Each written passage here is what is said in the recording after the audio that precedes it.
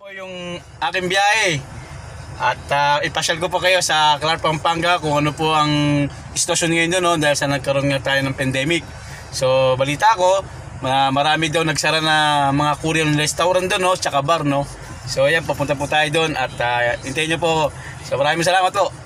So nandito na po tayo ngayon sa Clark, Pampanga ng City Hall, no.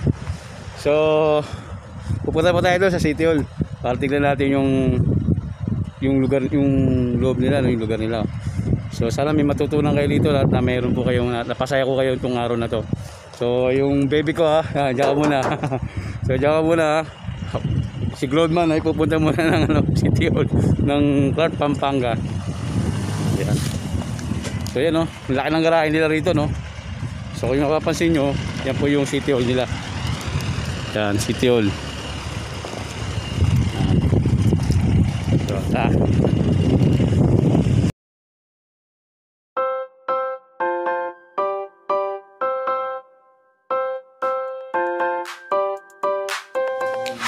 Bali, nandito po tayo ngayon sa loob ng City Hall. So ngayon, kung nakapansin nyo po, nandito po ngayon sa taxpayer ng lunch dito po. Bali, dito po namin hintay na tingnan namin po doon magbabayad po dito. Tapos kung napapansin niyo po yung TV na yan, yan po makikita yung mga releasing, mga last call. Yan. So dito namin iniintay, no, dito sa loob. So napakaganda rin po ng City Hall na ito na may sarili silang taxpayer lunch. So sa iba, no, wala, no. So yan, medyo mainit nga sa labas. So ngayon medyo malamig nga dito sa loob. So yan. And then social distancing din sila dito, no. Dito sa loob, kung mapapansin nyo, social distancing dito. So protocol, no, protocol po ng ano natin, no, sinusunod din po ng government ng dito sa Tarlac po, sa Angeles, Pampanga, ng City Hall. So yan, umalis po kami ng 6 AM sa Maynila, and then nakating po kami rito ng almost 1.5 hours ang biniyahe namin. Walang lang. So yan, no. Yung doon naman po sa mga taga Maynila, no, na meron silang branch dito sa Pampanga, sa Angeles. So kailangan po gumising po kayo ng maaga, and then para mapaaga rin po kayo, no, na matapos. So hindi natin po biglang dami ng tao dito sa loob ng City Hall. So kailangan agahan niyo po, lalo mga taga Maynila. So yan, no. So ngayon matatapos na po kami, no. So ilang hours lang po kami rito bago matapos. So dahil umaga nga kami dumating dito. So sa mga naglalakad po ngayon, no, ng mga business permit. So yan. Bali marami pa kami pupuntahan, no. So meron pa kaming Batangas, San Pablo, Laguna. So ikot po kami ngayon sa South and North. Yan. Yan po ang magiging trabaho ngayon sa kumpanya namin. So nakakapagod man pero masaya dahil iba-ibang lugar na napupuntahan mo. So tutin tiyaga. So maraming salamat sa inyo at sana pa may natutunan kayo dito sa mga vlog ko, no. And then subscribe na rin sa channel ko, no, Globman. So maraming salamat. God bless po. Dance muna tayo. So ngayon bumili ako ng lumpiang sariwa. So vegetarian po ako ngayon, no. So yung kasama ko nandun pa nasa loob, yung naglalakad ng business permit namin. So ngayon kumakain po tayo ngayon at yan. So talagang vegetable talaga, oh. May mga ano na, no. So yung iba kasi yung ginagawa nila puro ano lang, sikamas tsaka lettuce lang, no. So ito may carrot. So talagang ano, healthy food. So dito lang yan sa City Hall ng ano, ng Clark. So yun, may kainan dito. So 40 pesos lang to. 40 pesos lang yung gulay na to. So ito na, kain tayo. So lumabas po ako ng City Hall, no, para unat-unat muna, no. So yan, may napansin ako, no, may gumagawa rin mga construction dito. So nabilib ako rito sa ginagawa ni Kuya, no. So tinuruan niya rin ako kung paano gawin to. So yan po, pakita ko sa inyo. So yan. So yan po yung ginagawa niya ngayon. So kung mapapansin nyo, no, kung mapapansin nyo yung ginagawa niya, itong pinaka-ulmaan nyo, yan na nabibili po yan, no, isang hardware. So yung ginawa niya, ang tamang proper na paggawa daw nito, yung buhangin na may semento, saka yung red cement. Yan, red cement. So yung iba, no, ginagawa nila, yung iba, ginagawa nilang purong red cement. So ito, ang ginawa nila, inibabaw nila yung red cement na mayroong halong buhangin at saka semento na sa ilalim niya. So hindi po siya buo na red cement. So yan, nakikita nyo, yan. Tinatanggalan ni Kuya. Yan. So ang pattern din pala, ang pattern din pala dito para hindi dumikit, no, yung semento, binababara po nila ng diesel. Yun. So lalagyan nila ng diesel para pag tinanggal, hindi didikit. So madaling matanggal. So, yan. So nandito po tayo ngayon sa may Clark, Pampanga ng City Hall, no. So nabilis ako sa ginagawa ni Kuya.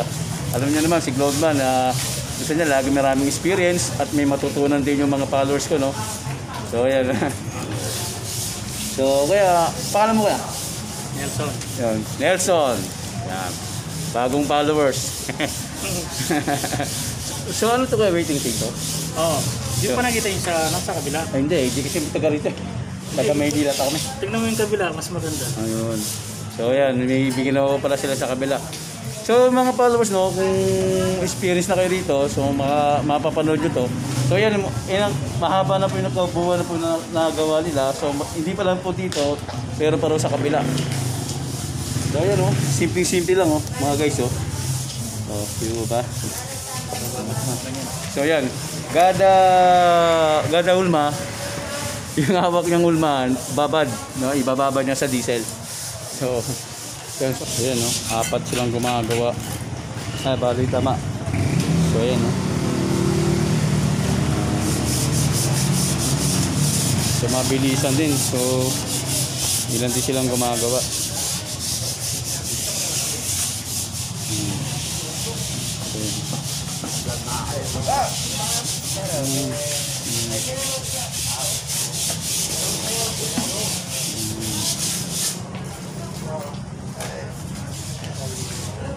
Yan yung kinukuha nila, yan yung liquid na semento para doon. Pag nilagyan nila, no, para dumikit, hindi gumagalaw. Yan. So, simple lang yan.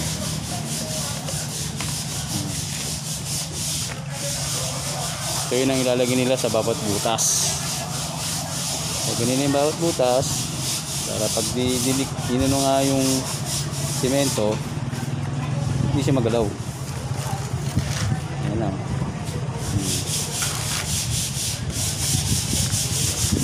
Ayan sir, para ka lang naglalaro niya sir, no?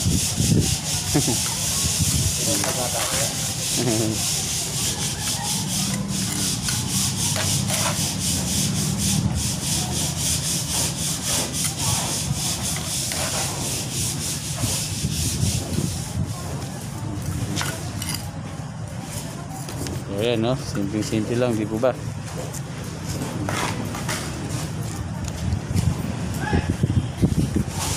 Bali sir, yung red cement nyo doon sa buhangin na yun, ano yun, may takal din yan?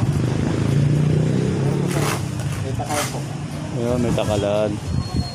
So sa isang sakong buhangin, halimbawa, Sa kalahati lang po ng takalan po. Kaya lang po ko nakita. okay. Ay, parang galon lang lang. Wilkins po.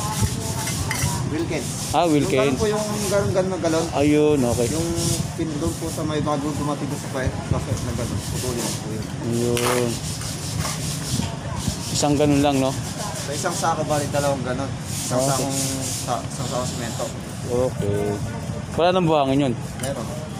Sa isang sako semento, 4 na buhangin. Okay, apat na buhangin. So, yan. So, sabi ni Kuya, dun sa sansakong semento, 4 na sak na buhangin, and then 2 galon na Wilkins, no? Na Wilkins na ilang litro yun? 6 na. Hindi po, yung putol na. Ayun, puputulin nyo yun, yung Wilkins na yun. So yun yung sukat na dalawa nun. So 2 red cement powder na ihalo mo, na mayroong halong semento na may buhangin.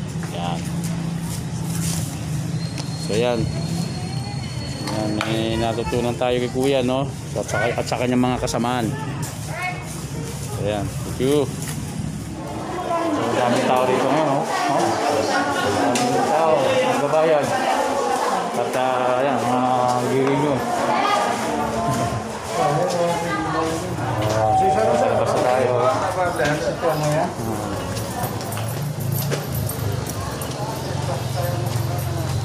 So ngayon, no, katatapos lang po namin. So uwi na kami ng Maynila. So Maynila naman po kami didiretso. So maraming salamat po sa mga nasumubaybay, no, ng vlog ko. At paano hindi po tayo nainip, no? At gumagawa po tayo ng vlog para sa mga followers natin, para may mga matutunan doon sa mga ginagawa ko. So ngayon po medyo di po tayo ngayon nakakapag vlog na maayos, na marami. Kasi nga po ito, nabigyan nga po ako ng cellphone ni Congressman Egay Erice, no, ng Caloocan. So maraming salamat po kung Congressman Egay Erice, na ito, ginagamit ko na po yung cellphone na binigay mo sa akin na pinabablog ko ngayon. So ito nga, binamano po yung cellphone na binigay mo dito sa Clark, Pampanga. So nandito po kami ngayon, nag-renew ng business permit. So ayan po. So maraming salamat Congressman Egay Erice, pagpalain ka pa po ng may kapal. So, maraming salamat po, thank you po, and God bless po.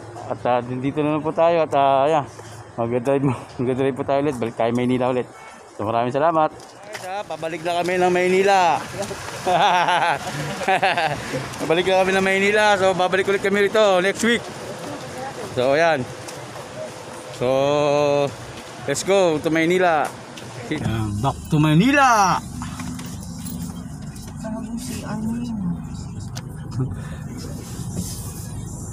Ayan.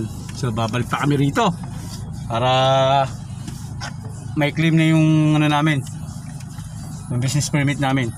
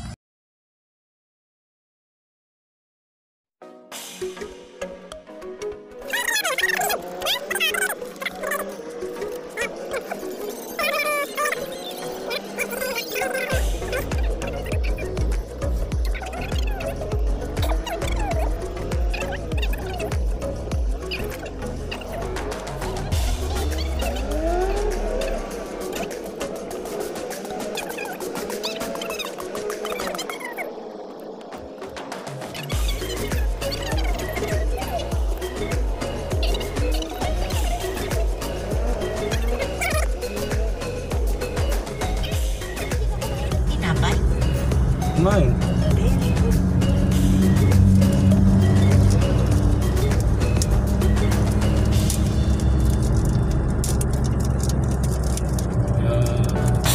Ano guys, may natutunan kayo sa biyahe ko, ha. Salamat sa inyo sa mga sumubaybay itong